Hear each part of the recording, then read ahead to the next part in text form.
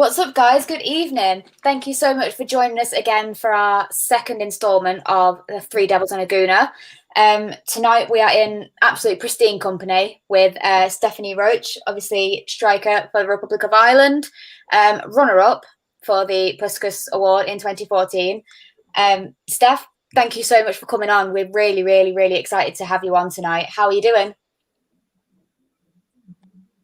No problem, guys, for having me. Everything's going on in the world, but keeping myself busy and training away. So happy out. Yeah, definitely. I agree. Amy, how are you? Yeah, I'm good, thanks. Good, good. Becca, how you been doing? All good, all good. Freezing. We're good. Jen, you okay? Yeah, back to work tomorrow, so I won't be able to watch as much football, but hey. Oh, well, what can we do, eh? So I just want to go to the comments real quick, just to see who we have got in here. And of course, we've got Reese. He's one of our regulars, follows us around everywhere. Absolutely love it. And we have got Paul as well. That's great. So I think we'll just get on with the questions, if that's okay.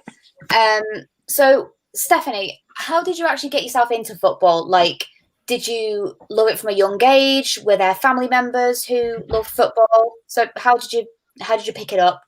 Yeah, a bit of both, really. I grew up in a housing estate in Shankill, with a lot of people. A lot of my friends played football on the street in the estate. You would never see us without a football, really, to be honest. And my dad was a coach as well. He coached my brother's team, so I used to go to his all the time. And half time we'd be going using the goals, having shots and stuff like that. So it just kind of it started from a young age, both because I seemed to enjoy it and I liked playing it. And I had that influence with, as I said, my dad and my brother who were involved with the local team. So, yeah, definitely. I mean, it's worked out well for you, 100%. So, who, apart from your dad and your brother, who or what helped you kind of get as far as you did in your career? So, what was your kind of driving factor? What was your main aspirations? I suppose. In the long run, it's determination, isn't it? I think it's not giving up. I think there's times football throws a lot at you. I think there's so many good things throughout my career that I can look back on, but there's also obviously a mix of things that didn't go right, so it was a case of determination and perseverance. I think is a word that my boyfriend uses with me because he's kind of been along the journey with me, so just persevere about it all. And obviously, as I said, everyone usually knows about the good stuff that happens with the whole Puskas team. We scoring for Ireland when things are going well for you, but it's the stuff behind the scenes that people don't really know about that really makes you as a not just a player but as a person. So I think determination and perseverance to kind of not give up when I probably could have, if I'm honest. 100%. I think it's the same with everything anyone puts their mind to, really. I mean, there's always going to be obstacles along the way, but it just shows how determined and how much perseverance you're willing to put in, because if you really want something, then you're going to have to just go for it, no matter what obstacles kind of come in your way. There's always going to be obstacles in life. You've just got to be that kind of person to get over them. Amy, do you want to fire away with a question? Yeah. So obviously you've been at a number of clubs, obviously different countries. You've been to France, America, and you played in the UK as well. Would you be able to just tell us about your experiences with these clubs? Yeah, all very, very different, if I'm honest. Different styles of football, different styles of, I suppose, training regimes and their methods of training and their kind of, I suppose, how they play the game. Like when I went to France, it was quite similar to Ireland in terms of the technique and how they wanted to play football. Like I've always been a technical player, that kind of way. So in terms of fitting in France and getting used to the training regime, it wasn't really that much different to what I was used to in Ireland.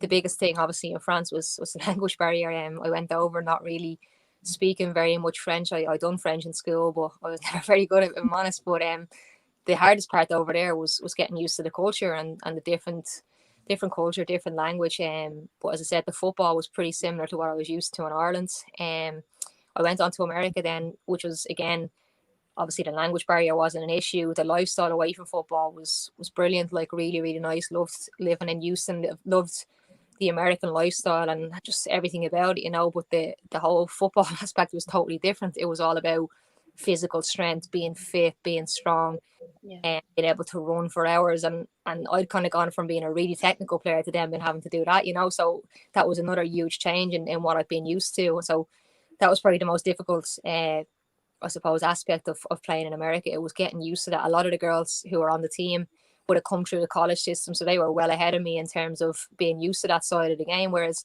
I would have been miles ahead of them technically, that kind of way. So it was kind of, and I don't say that in an arrogant way, because it worked out on the opposite for me, because in the end I wasn't ready for the physical side of it, if that makes sense. So big difference between there and England. Again, was similar to what I would have been used to in Ireland and France. It was more technical, and the kind of, I suppose, the tactical side of the game, and that's kind of something that I'm quite good at. So I think everywhere I played was very, very different in certain ways, but also quite similar, if that makes sense. Yeah, and I also actually have another question for you as well. Obviously, you're on the show here. I'm Three Devils Gooner, so we've 3 Manchester United fans and an Arsenal fan. What football club do you support? I'm a Man United fan. Good. Good. Can't have everything. Up here is Man United, so yeah. Good. Are you happy at the moment with United, or are you kind of a bit? Because I know we're on the fence a little bit, but it's a strange one, isn't it? Because I think like a couple of months ago, I would have said it's terrible, things aren't going well, inconsistencies, all that sort of stuff. They're coming out, they're playing brilliant one week, and the next week they're playing absolutely terrible. But at the same time, when you look at where we are on the table, you've got to be happy. I think particularly when you look at the squad of players that we have, I think we've definitely improved. With Fernandez, he's made a huge difference. Cavani coming in, I think the experience of him is really starting to kind of help the younger players like Rashford and Greenwood, because they seem to be learning off him as well. And yeah, I think, as I said, I would have been kind of a bit frustrated, but I think realistically, when you look at, I think Liverpool obviously have struggled with their defensive woes, and then Man City have had a couple of troubles with De Bruyne and Aguero getting injured as well. But yeah, look, I think we have to be happy about where we are at the minute. But I think for me, when Ollie comes out, like after the game and at the weekend, I don't know which game it was, and he came out and he said that we're not title contenders, that type of stuff really bugs me, because like obviously I followed Man United for years. We've had a couple of years now since Alex Ferguson left, really, where it hasn't been going the way we want it to be going. So when you feel like you're up with a chance of doing it, you want someone like Ollie to come out and go, yeah, we're going to go for it. So it's a difficult one, because as I said, I think if you ask any Man United fan, they'd be happy to see where we are. But at the same time, when you're there, you kind of want to go and have a go, don't you? Yeah, no, I completely agree. I think the thing with Ollie is he doesn't want to get too ahead of himself, because we all know, and he knows, that he's inexperienced in this job compared to his predecessors in Management United. But I think it caught him by surprise a little bit how well we're actually doing. So he was a bit like, I wasn't expecting to get this far for another maybe a year or 2 years. So I think he just needs to get that little bit of confidence, but I think it will come with time. So are you Ollie in, or are you Ollie out? I completely agree with what you said there as well. I think he's kind of looking at it as like a project that's maybe 2 or 3 years kind of in the making, and he's trying to build a squad that will be able to compete at the top of the league. But the way things are this season, I think so many troubles at every club, the pandemic, no fans, and these things all play into effect. And if you're going to win a title, probably this year is probably the best chance to go for it. So I agree. I think he just needs to have that bit more belief in himself. But for me, when he first came in, I thought he was great for that kind of first few months, get them back playing the United way, attacking football. He had that kind of connection with the club. He's a legend at the club, and I thought it would be just that. I thought he'd be there for a few months, and then he'd maybe go and get, it was Pochettino who was linked at the time, or a more experienced manager, and to take over. And I kind of still feel that way, if I'm honest. I think he's done a really good job so far. The more the season goes on, the more I'm saying Ollie in, but then little things that happen, I think, then Ollie out, so it's a difficult one to kind of count to talk about. But I think as I said, when he came in, I think he was the perfect man for the job at the time, to get United back into that little bit of Richard Fana form they had, and back playing the United way, as I said. And I think maybe the longer he stays, if it gets really bad, it could ruin the legacy that he does have at the club, and no one wants to see that, so it's hard to say. Yeah, I think we all just need to kind of take this season as it comes, really, because I have no doubt in my mind that City are going to drop points in the future. they're not going to go the rest of the season unbeaten. We're going to drop points. We just need to learn how to not bottle it, because the past few times that we've been in, obviously the 3 semi-finals, we've obviously bottled it. So we just need to build up that resilience and build up the cockiness that Manchester United used to be all about. I mean, you used to come to Old Trafford and you used to be scared. But now, I mean, especially this season, our home record is absolutely dire. So we really need to just get that cockiness back. And I think the style that Ollie wants to play and the attacking football is what Manchester United is about. I mean, we've gone from what you see what Jose is doing to Spurs, and we've been through that. So we kind of look at Spurs fans and we're like, we've been there. We know how it feels. Yeah. So it just makes me happy at the moment to see that we are actually trying to win games and actually trying to play pleasing football rather than park the bus football and trying to get a result. Does that make sense? Definitely better. Yeah. Becca, do you want to go for a question?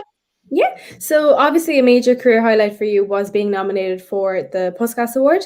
I just want to ask you, what did that feel like? And I don't mean like, oh, it was amazing. As in, were you really, like, what was the significance of it for you? Did you feel the weight of that on your shoulders? Or, because obviously we have that really iconic picture of you walking past Ronaldo and Messi in that dress with those legs, and it must have been daunting. It must have been, I know I would have been breaking it, but can you just explain how you felt at that time? And obviously you had all of Ireland behind you, and if you can just talk to us a little bit about that.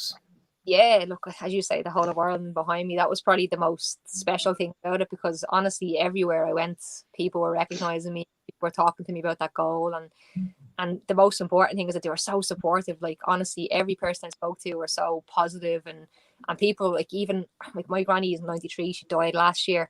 I'd meet some of her old elderly friends in my village in Shankill, and they'd be talking about the goal, and even after the awards they'd meet me and talk about the dress. Wouldn't have a clue about football, but like, really proud that I was representing Ireland in the way I was, which was nice, because honestly at the time, like, I would have never done a lot of kind of even these type of things, podcasts, interviews. Like, I played for Ireland at the time. I played internationally for quite a bit, but women's football probably hadn't taken off as much as it has even now, so there was all new to me. It was all a bit crazy, and as I said, to have that kind of positivity and such like niceness everywhere I went, everybody was so nice about it. It really was a breath of fresh air. But yeah, it was all a bit mad. Like, I found out through Twitter.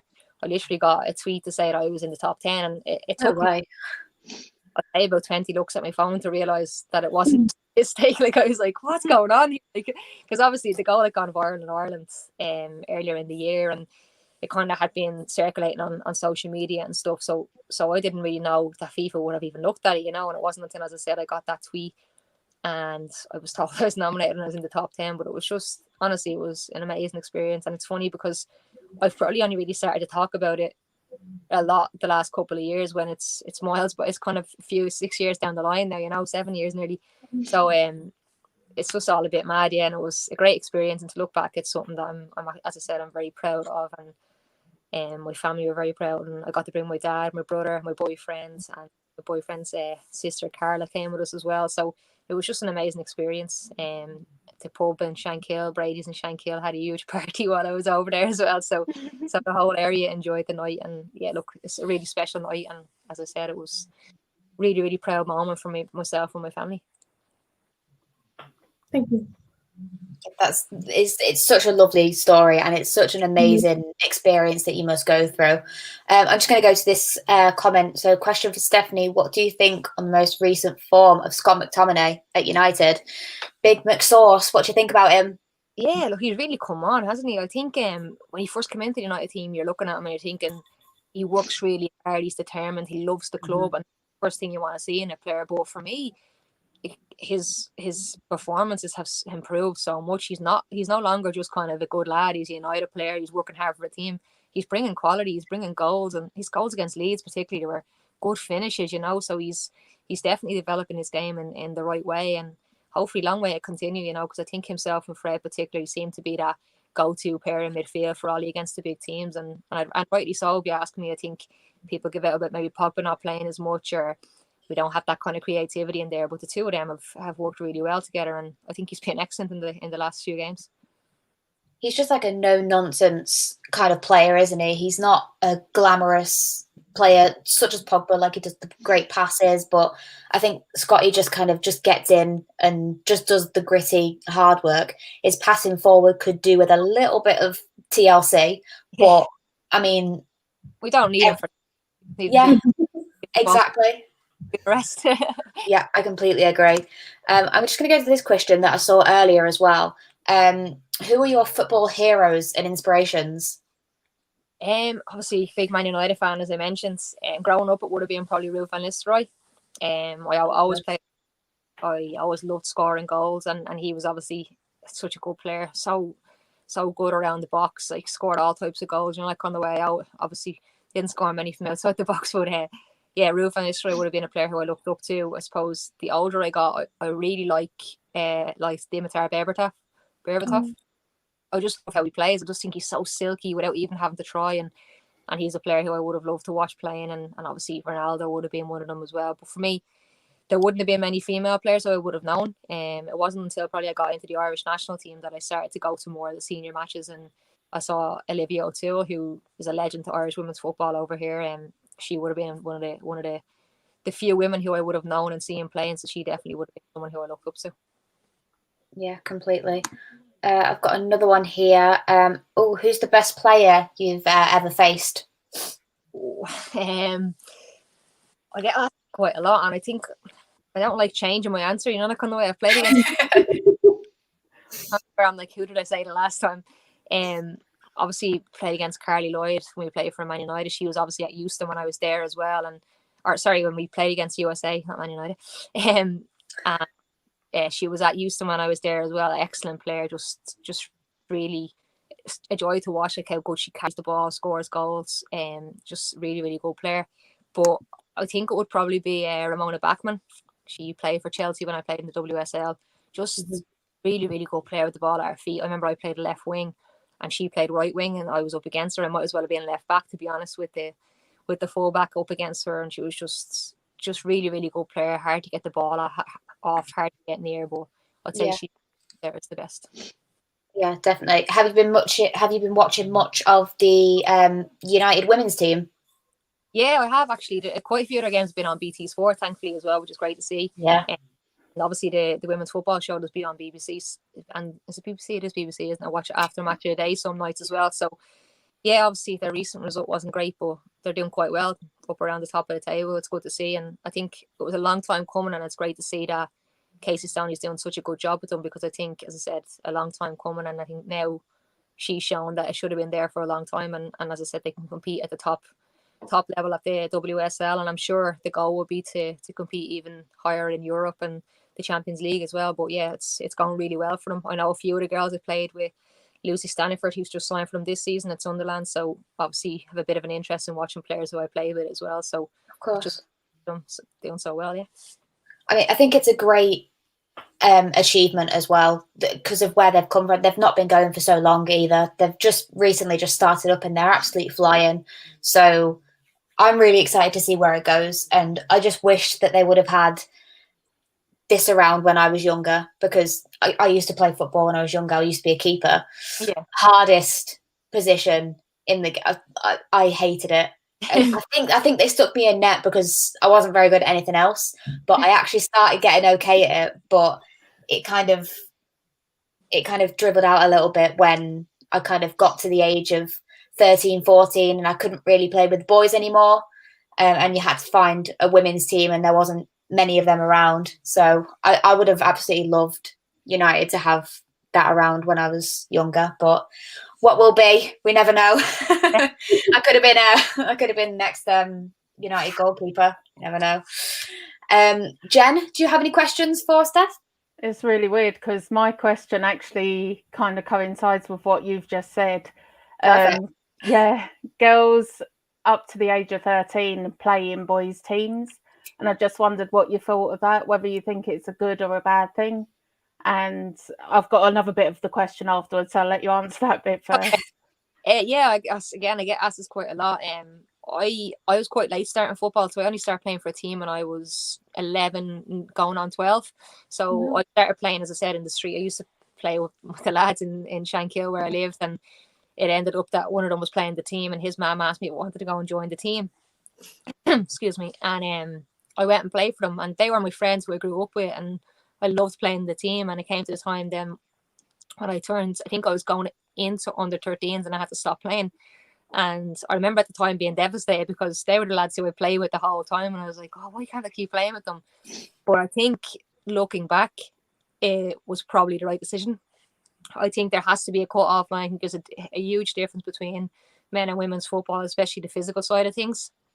Don't get me wrong, I still go train with boys teams. I train with the under 16s, under 17s and under 19s in Bray sometimes from time to time, just because it's just the training can be a little bit more high intensity than it can be with our team. So it just gives you that little bit of extra training, especially going to international camps and stuff like that. But I do think it's a difficult one, especially at that age, because I think a lot of young girls, not all, but a lot of young girls probably would step away from football because they might not want to be playing with boys. I think some girls are much more comfortable being around girls, and I think that at that age is probably the age where you see girls kind of fading away from football a little bit more. Whereas I think if they have an environment where they can be with girls and be more comfortable, I think you'll see a lot more girls kind of staying involved in football, if that makes sense. Yeah. I think sport in general as well, because I know myself that I once I went to secondary school, I was a very sporty kid.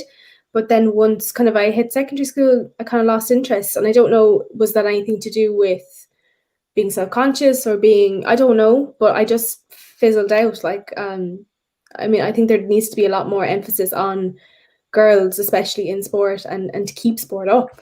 Yeah, it's definitely, that's something that I've gone into quite a few schools and done talks with different players or different groups and different classes and stuff. And one of those things that comes up is, why do girls not play anymore? You'd ask some of the girls maybe who are in 4th and 5th year, and they play a match and be sweating and having to go to a class, and like on the way, it's those little things that they worry about. Whereas you wouldn't, I just wouldn't have thought about that because I just wanted to play football. I didn't think of any of that. I just kind of got on with it. But it definitely is, I think, a self-conscious thing, and there can be different elements to it. But yeah, going back to the question about maybe with the age, I think, could it be an option that girls can choose whether they can do it? Because some girls maybe would like to do it, maybe. But for me, I think it's probably the right age to go into all girls football. And you actually answered the second part of the question with your answer anyway. It was just kind of, how do we keep girls in sport? I grew up in England, so I was quite lucky in that we had showers in our far sport hall, and I think maybe that's the way to go. Do you know, when you're saying about girls worried about being sweaty and stuff, going back to class and stuff, I stayed in sport until I was finishing secondary school. When I went to college, that's when I gave it up, do you know? But it isn't easy to stay in because you've got peer pressure as well. You know, the girls, especially if you've got girly girlfriends that love the makeup, love the heels, love the boys. Do you know, it's like, but I want to be going down the football pitch. And they're like looking at you as if to say, what? That's pretty much the story of my life. None of my friends when I was growing up loved football. And now that I've kind of, Twitter and social media are a very kind of mixed bag. Obviously, you've got the really strange people on there that kind of just go on there to give people abuse. But I know myself and Amy, we also do an all ladies United fan channel. And I mean, we've got a group of about 10 or 11 of us now who we would have never have communicated if it wasn't for Twitter. So, and now we've just got this big group of like girlfriends that we all love football, because it's funny that each and every one of us, we've all said we never had anyone growing up that liked football because we were all kind of the odd ones out. We all just loved football and no one else. All of our friends were kind of girly girls and no one really wanted to get involved. But we've kind of got this great community now where women in football needs to be addressed, because it's always so discredited. I think whenever you say, oh, there's women's football on this weekend, you think, no one's really going to be watching it, and a lot of men especially discredit it just because they think women don't play as great football. But I've seen some really good women's football matches, and obviously your goal as well was fucking up there with some of the best goals that I've ever seen. So I think the misogyny in football and the fact that people think that women can't have a voice in football, they can't have a place on the football pitch, it's just so outdated. Do you have any ideas about how you could kind of tackle that in today's climate? Do you think there's anything that can change people's minds?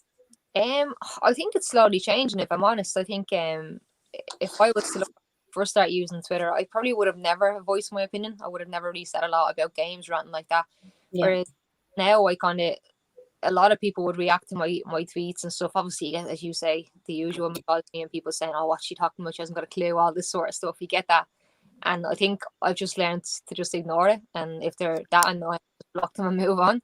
But I do think that it's slowly changing. I think the introduction of more female analysts and commentaries or commentators and stuff like that definitely helps, because I think for years it was all about, like, it was a man's game. It was everywhere you looked, it was a male doing the stuff, you know, in Match of the Day and live matches, it was always men sitting there talking about football. You'd never see a woman there. And I think the more people get used to hearing female voices talking about football and actually overlook the fact that they're women and actually listen to their point, I think they realise, actually, do you know what, she knows what she's talking about. I think Alex Scott, a couple of people like that in England, have really, really opened the door, because they've done so well, you know. They really show that they're not just kind of that token woman being used to kind of pick a box as such. They're actually really, really intelligent footballers who've played at a high level and know the game and know what they're talking about, you know. And I think the more we see that, the better it will be, because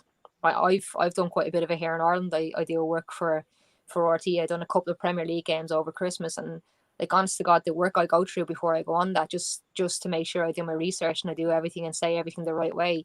Like, I prepare myself probably more than anybody else would, just because I know if I say one single thing wrong, someone will be like, oh, she hasn't got a clue what she's talking about, even if it's just maybe a mispronunciation of a name, or, you know, saying something that might just give them the opportunity to say something to you. But yeah, I do think the only way forward is, as I said, is to see more female pundits, more female talking about football, and the more people see it, then I think the more they'll get used to it.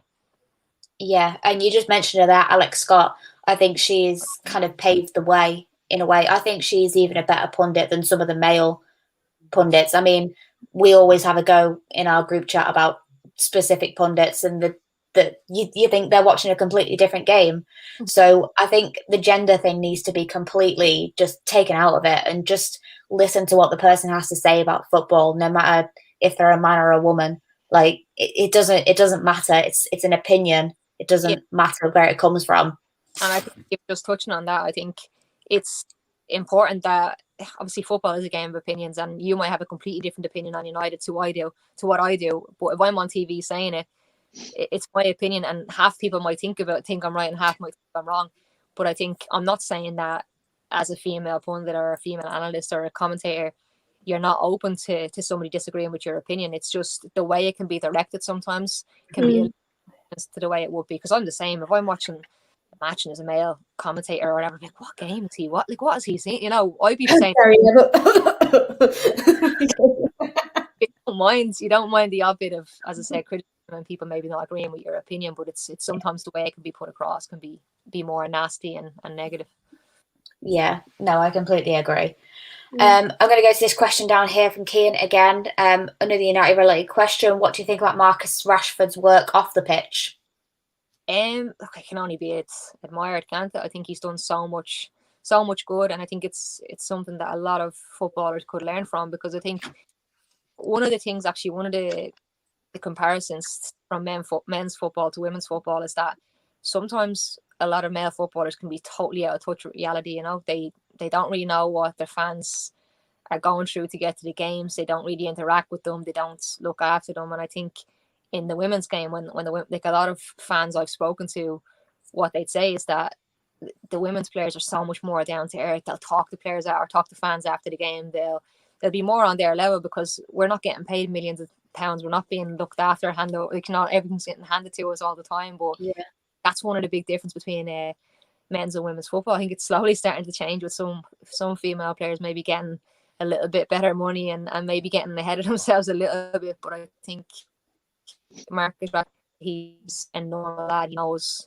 obviously the sufferings that a lot of people go through, and the work that he's done to try and help that is, as I said, it can only be applauded. He's an excellent kind of ambassador for football, and what he's doing is really, really good to see. Yeah, I completely agree. And his work on the pitch isn't too bad either. I mean, he's come under a lot of criticism recently, but we've got to look at the facts as well.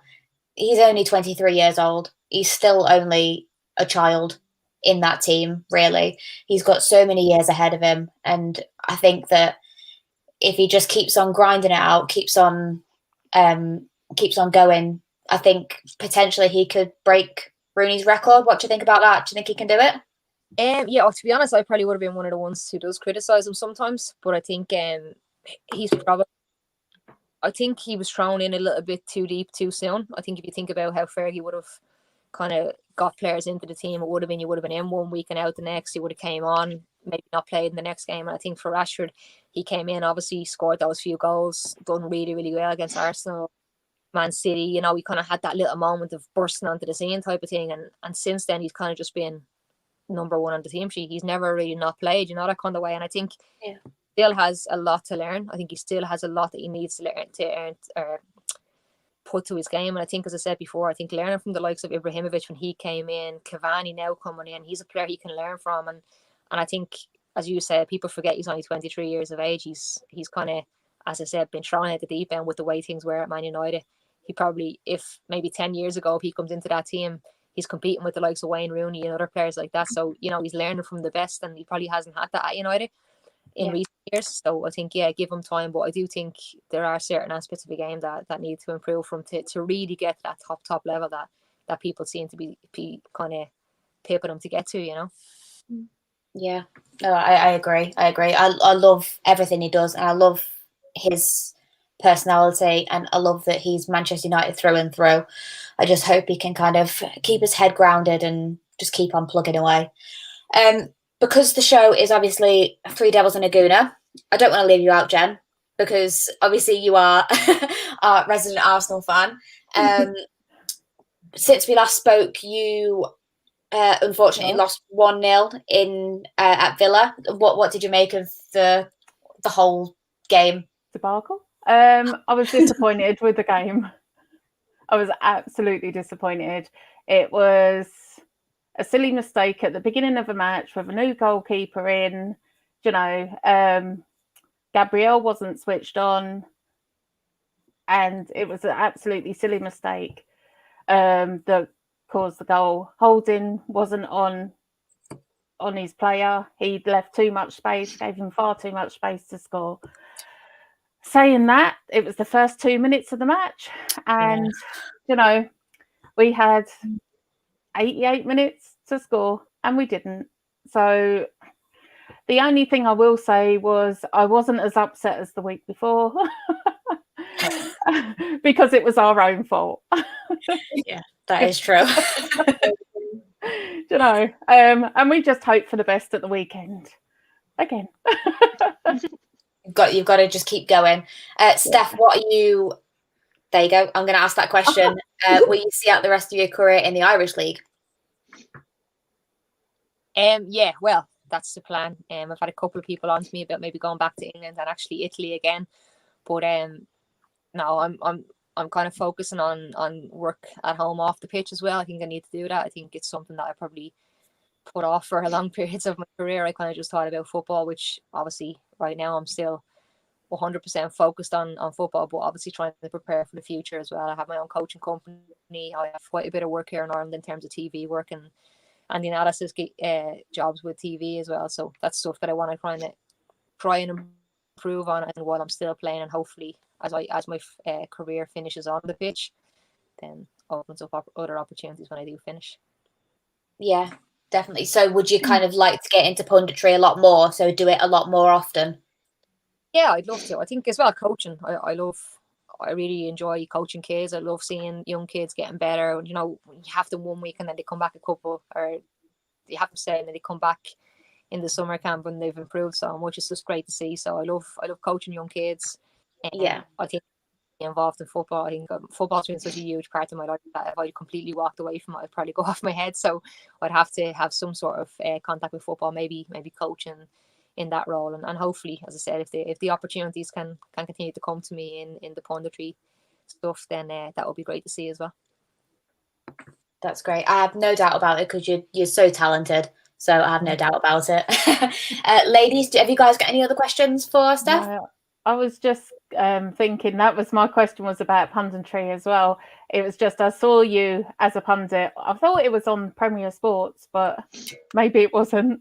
And I just thought you were brilliant. And I just wondered, was that where you were going to go down? But sure, you've answered that now already.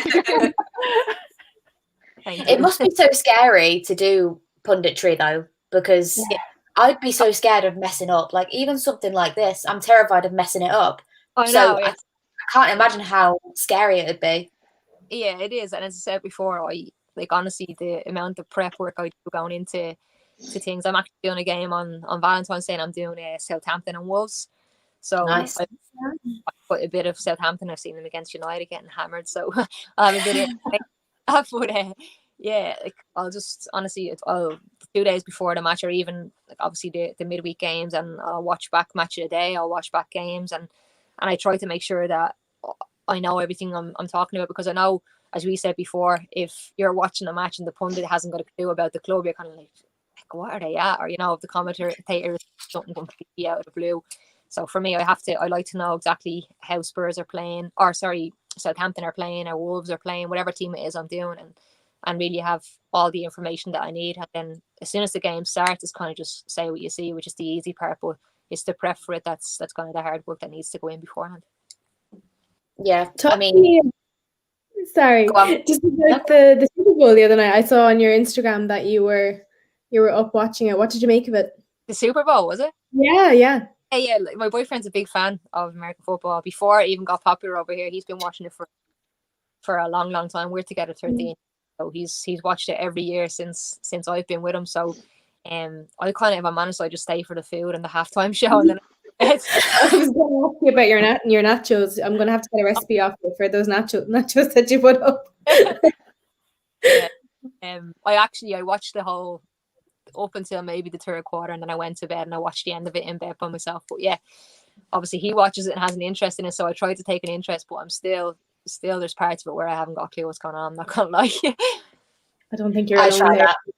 Yeah, my boyfriend is he loves American football. He's a Chiefs fan, and he was trying to explain it to me, and I was just like, it looks like rugby, and he's like, it's not rugby, and I'm like, it looks like rugby, but it's the same shaped ball, and he's like, it's completely different.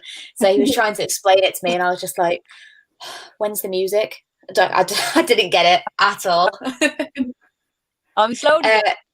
I ask questions every now and again about that. Really don't know what's going on, but I'm slowly. Just a couple of. It's very complicated. A lot of the stuff is like, what happened there? What's going on? But yeah, I'm getting better. Yeah. Do you want to answer that question, Stephanie? What is going to motivate Piedmont United going into this season after being so successful last season?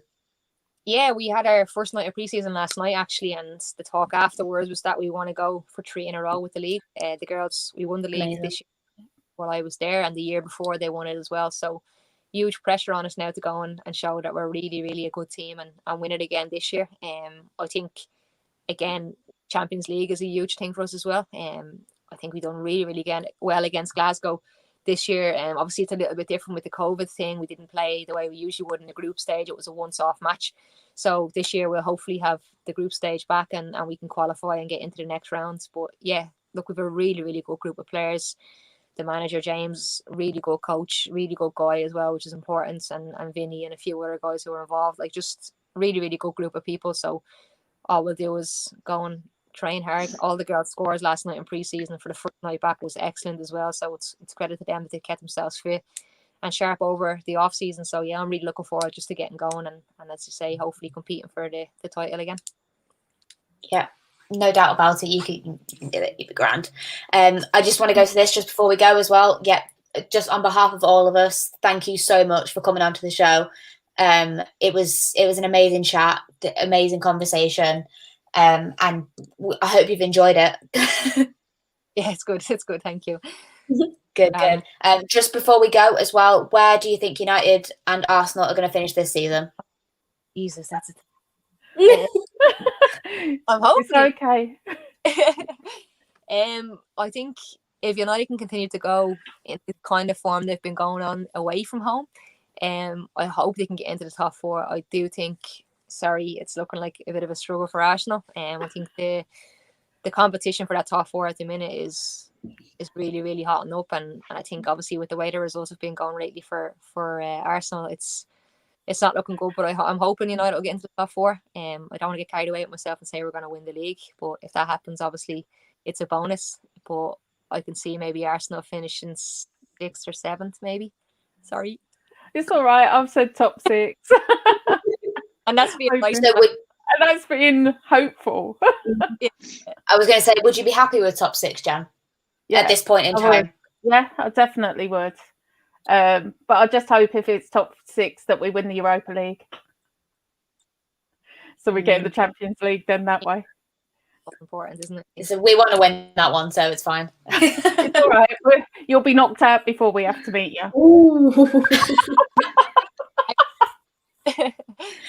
I doubt it. I have a quick question before we go. Go on. Stephanie, obviously, last season before Bruno Fernandes signed for United, we were lacking a lot of creativity in the midfield. Obviously, he's came into the league and he's done massive things for the club. He's changed the whole mentality around and everything. At this current time, do you think he is one of the best midfielders in the world? I don't know. I think it's a bit early to compare him to some of the better players. I think there was a poll recently on Sky Sports and he was comparing him to De Bruyne. And I think, De Bruyne has been excellent for the last couple of seasons.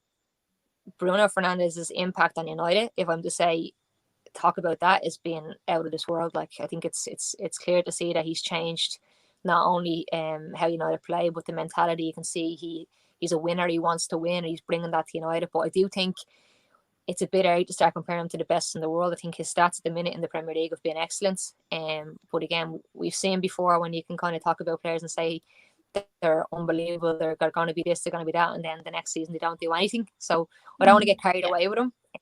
I'm a huge fan. I think he's excellent.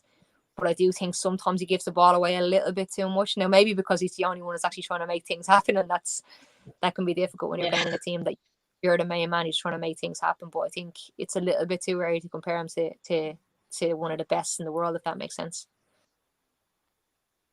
Yeah, no, I completely get that. Anyone else any questions? All good? I think we're good. Perfect. Well, again, thank you so much for coming on. I really, really appreciate it. We'll look forward to speaking to you soon. We'd love to speak to you again soon. Yeah, that'd be great. Thanks, guys. Thanks for having me on. Thank you. Perfect, no problem. And thanks everyone for tuning in as well. We will be back maybe in a week or two with another instalment of Gooner. Until then, guys, later.